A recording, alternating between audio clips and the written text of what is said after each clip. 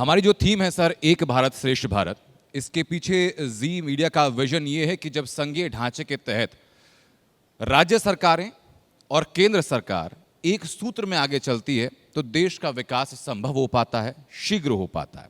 आप चूंकि इस ढांचे का अभिन्न अंग रहे हैं, एक परसेप्शन जो पब्लिक डोमेन में है वो ये है कि जिस राज्य में उस पार्टी की सरकार नहीं जो केंद्र में है, उसके साथ सामंजस्य स्थापित बहुत बेहतर नहीं हो पाता।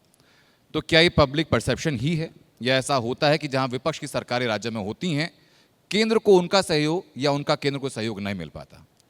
देखिए, मैं ऐसा नहीं मानता हूँ। मूल रूप से अगर आप देखें तो जब से प्रधानमंत्री मोदी जी ने देश की बागडोर संभाली है, उन्होंने कोऑपरेटिव फेडरलिज्म और कॉम्पिटिटिव फेडरलिज्म, ये दो चीज़ों पर बहुत बल दिया है।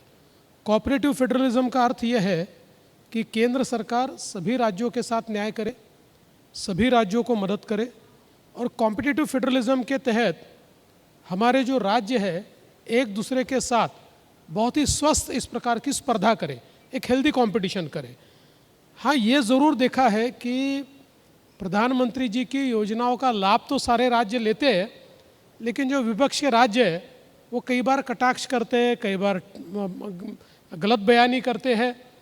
तो मुझे लगता है कि इसमें एक पॉलिटिकल अभिनिवेश बहुत ज़्यादा है।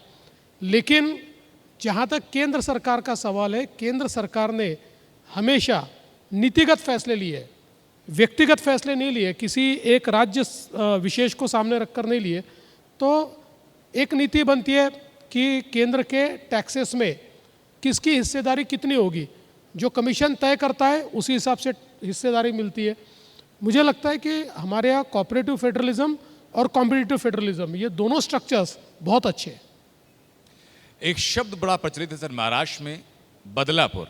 दो कॉन्टेक्स्ट में, एक जो बदलापुर में दुखद घटना हुई वो, और दूसरा पॉलिटिकल बदला, not in that sense but in a constructive manner. क्या देवेंद्र फडणवीस मानते हैं कि उसी तर्ज पर इस वक्त महाराष्ट्र आगे चल रहा है? क्योंकि पहली दफा है जब राज्य के अंदर दो शिवसेनाएं हैं, दो एनसीपी हैं। देखिए, मैं पहली बात तो ये मानता हूँ कि जहाँ तक राजनीति का सवाल है तो इसमें बदले का कोई स्थान नहीं है। ये पॉलिटिकल सिचुएशन तय करती है कि क्या होगा।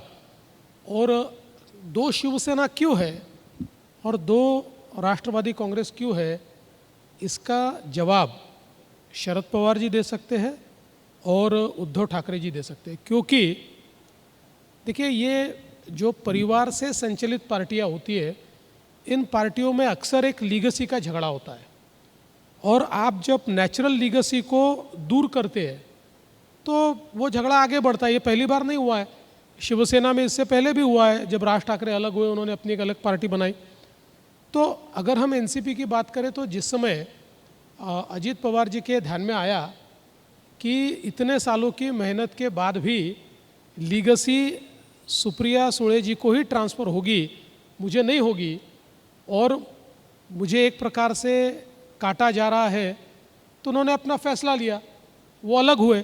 ऐसे ही शिवसेना में भी जिस समय ये तय हो गया कि legacy to be passed on to Aditya Thackeray, उससे शिवसेना नहीं टूटी, वो तो ठीक है।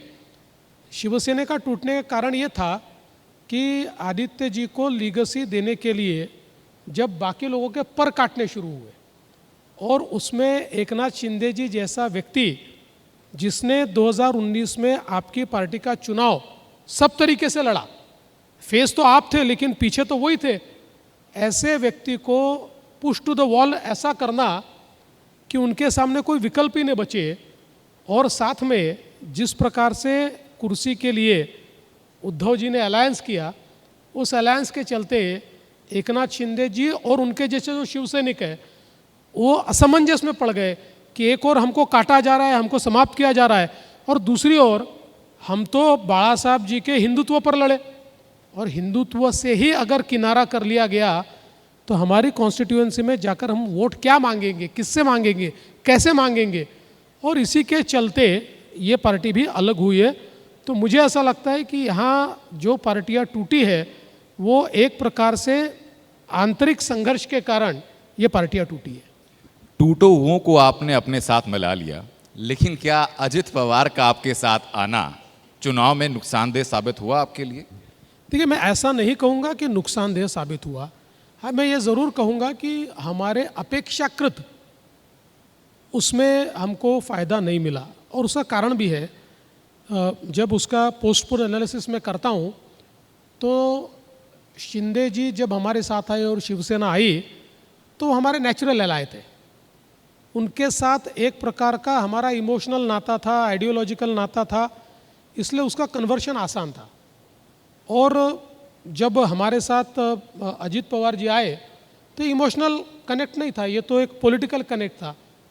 तो उनके लिए भी उनकी पार्टी को एस्टेब्लिश करना, 2 एनसीपी में से अपने वोटों को चिन्हित करना और चिन्हित करके उन वोटों को हमको ट्रांसफ़र करना एक बड़ा डिफ़िकल्ट टास्क था।